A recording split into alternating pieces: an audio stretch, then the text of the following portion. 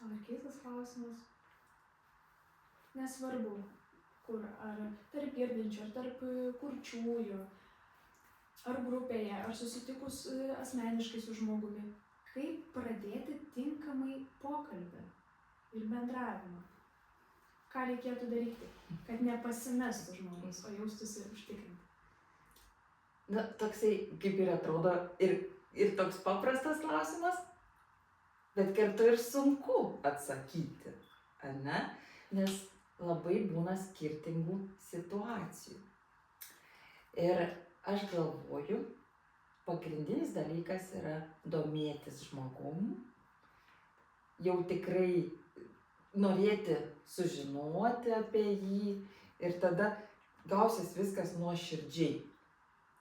Svarbu nuoširdumas, domėjimasis ir dar vienas toks patarimas labai geras, kad reikia kuo daugiau klausinėti žmogaus ir neskubėti pasakoti apie save, o geriau klausinėjimais labai parodai dėmesį ir tada žmogus tiesiog papasakoja, ką jis nori ir tas bendravimas tada toksai tampa atviras.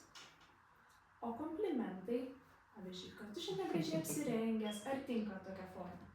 Komplimentai, tai man atrodo, visiems tinka iš tiesų, puikus dalykas, tik tai vienas dalykas, kad jie turi būti būtinai nuoširdus. Tikrai, jau tikrai, jeigu švarkas pačios žalias gražus man, tai aš jį ir pagirsiu dabar. O kartais dar tiesa, toks dalykas, žmonės nemoka priimti komplimentų, čia irgi reikia išmokti. Jeigu tave pagiria, tai reikės, sakyti ačiū, kaip puiku, kaip nuostabu. O mes dažnai sakome, ne, nesąmonė, tu čia nesąmonė sakai. Tai reikia mokytis sakyti komplimentus, priimti ir tas mūsų bendravimas ir bus toksai lengvesnis ir atviresnis.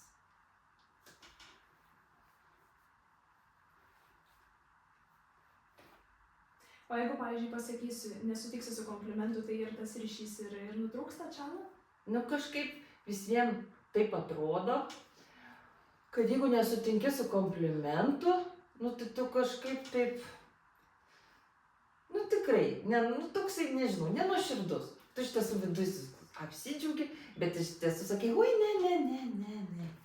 Vis vien, tai man svarbiausia atrodo visada nuoširdumas ir atvirumas. Tai tokia nepagarba, gal dar galima pasakyti, kad tokia nepagarba tam žmogui pasakysi. Tai kaip jisai stengiasi, sako, o tu sakai, ne. Tai geriau pagarbą rodyti kitiem.